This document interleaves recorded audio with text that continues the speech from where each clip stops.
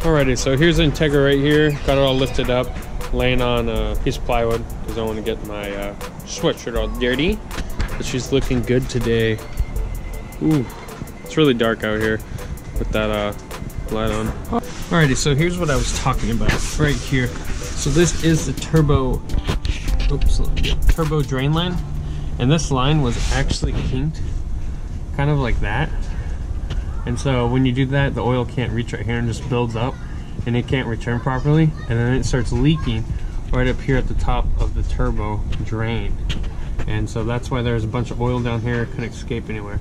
So I'm gonna cut it a little bit more and then see and make sure it doesn't have a kink up there, because then once I achieve that, then I'll have proper drainage from the turbo. So it'll be pretty good.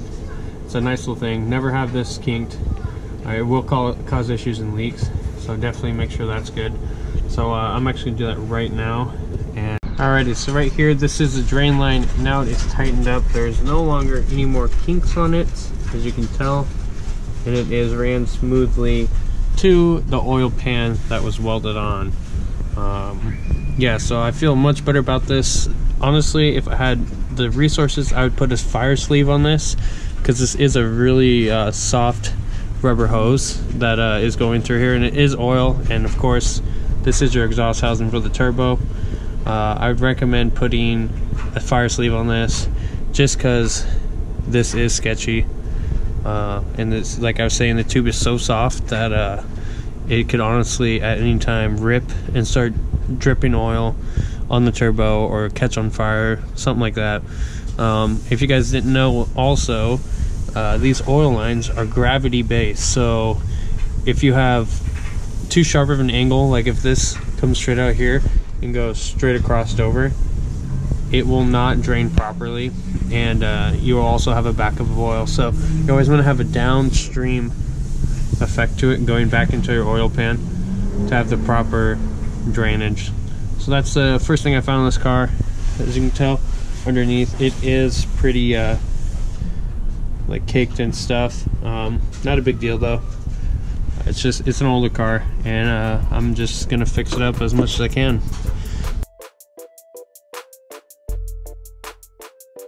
Yo! So it's the next day, the day right after I solved my leak issue with the Integra, thanks to my wonderful girlfriend right behind the camera, Laura. But today is actually sunny out, a nice day. So we are going to wash the Integra and do a little walk around. Look at that no side skirt life, looking pretty sweet today. But yeah, so we're just gonna do a little bit of cleaning, some maintenance on it. I'm actually really excited to use the Mad Cow wheel cleaner, the super abrasive stuff that turns it like blood red. I want to see what these turn out like after, so I'll be recording that for you guys. And yeah, the hood's popped. I'm doing something right now. The coolant gauge just randomly drops to 0 or to cold as soon as I like step on it, like not even getting on it. It just does that, and then once I come to an idle, it raises back up to operating temp. If you guys have any idea why it does that, let me know down in the comments below, because I am kind of stumped. I already replaced my thermostat, bled the whole coolant system and everything else. So any ideas, just drop them down below. I appreciate them. So yeah, let's clean up the Integra. Alrighty, sorry if it's noisy in here. We got the washer going, but right here, these are my Mad Cow products I'm going to be using on the Integra today.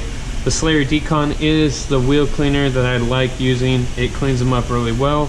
It is pretty, I don't know, acidic, but not really. It's just a really good product overall. It gets rid of all the gunk on there, all the buildup, brake dust, everything else. And then the Cola Snow car wash. This stuff smells awesome, so I'm going to be using that.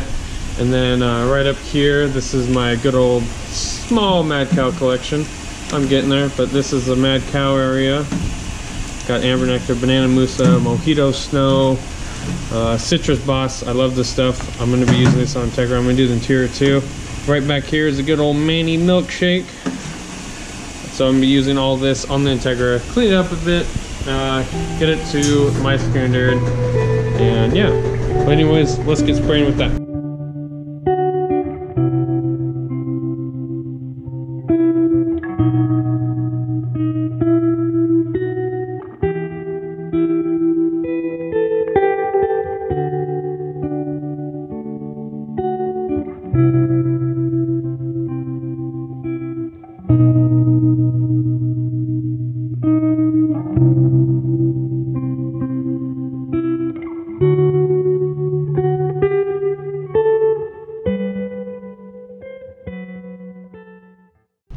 Alrighty guys, so right here, this is me using a little rag and wiping up some of this stuff on the wheel. This wheel has been super dirty, so I got off the majority of it using this Mad Cow iron fallout stuff.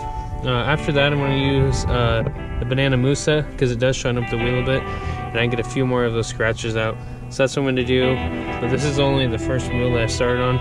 Still got 3 more, so I'm going to speed up this process though and show you guys after I'm done washing the car. Alrighty, there she is, looking all clean. Those wheels are looking good. Still got to add the banana mousse on them, but they're looking much better than before. Come around to the back. Get that good old paint chip right there. Ooh. Yeah, she's looking good. Definitely much needed. So now I'm going to do the banana mousse and then we're going to move on to something else.